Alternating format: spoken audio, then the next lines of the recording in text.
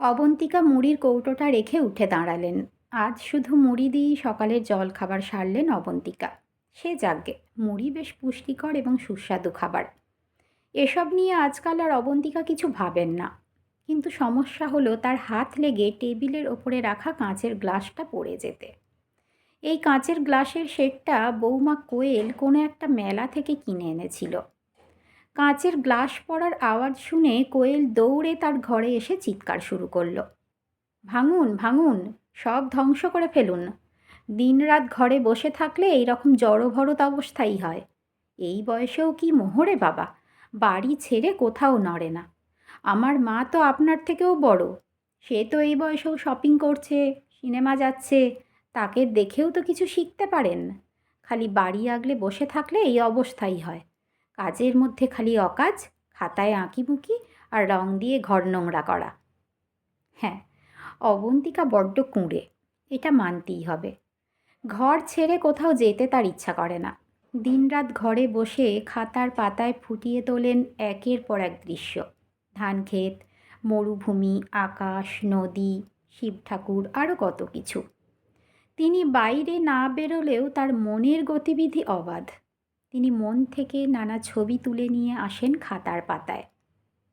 এখন ঠিকে কাজের লোক পিলু ঘরের কাঁচ পরিষ্কার করতে করতে গজগজ করছে। একটা কাঁচের গ্লাস ভেঙেছে বলে এত কথা।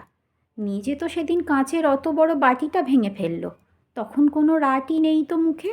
তোমাকেও বলি মা, এত চুপ থাকলে চলে? সত্যি অবন্তিকা বড় চুপচাপ।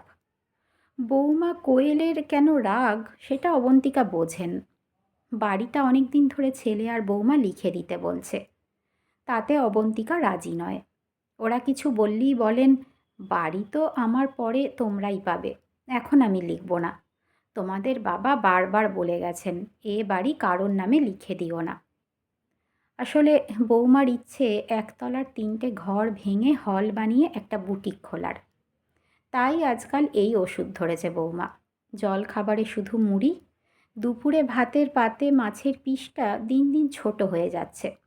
কিন্তু অবন্তিকা এসব নিয়ে কোনো দিন ভাবেননি। কিন্তু আজ পিলুর কথায় একটা যেন কেমন ধাক্কা লাগলো মনে। আজ দুপুরে তিনি আর কিছু খেলেন না।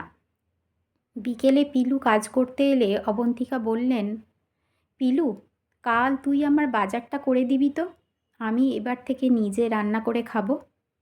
আর বৌমা শোনো, রান্নাঘর তোমাকে ছাড়তে বলছি না, কিন্তু আমার ঘরের পাশের ছোট ঘরটা খালি করে দিও, ওখানেই আমি রান্না করব। আর আজ রাতে দই চিঁড়ে খেয়ে কাটিয়ে দেব। এই বলে অবন্তিকা পায়ে চটি গলিয়ে বাইরে বেরিয়ে গেলেন। প্রথমে গেলেন বরের বন্ধু সুগতবাবুর বাড়ি। দুদিন পর সবাই দেখল অবন্তিকার বাড়ির সামনে বিরাট সাইনবোর্ড জ্বলজ্বল করছে, তাতে লেখা অবন্তিকা অঙ্কনাশ্রম। এখন স্টুডেন্ট এত বেড়ে গেছে যে আরেকজন টিচার রাখতে হয়েছে তাকে। আজকাল বিকেলের দিকে সামনের পার্কে হেঁটে ফেরার পথে দরকারি জিনিস সব কিনে আনেন। আজ সকালে গলদা চিংড়ির মালাইকারি রেঁধেছিলেন, তাই রাখা আছে। রাতে একটু বাসন্তী পোলাও বানিয়ে নেবেন তিনি। তারপর স্টুডেন্টদের আগামীকাল যে ছবি আঁকতে দেবেন সেই ছবি রেডি করে রাখবেন। অবন্তিকার ছেলে এবং বৌমা অবশ্য অনেক কথা শুনিয়েছিল, তাতে অবন্তিকার কিছু যায় আসেনি।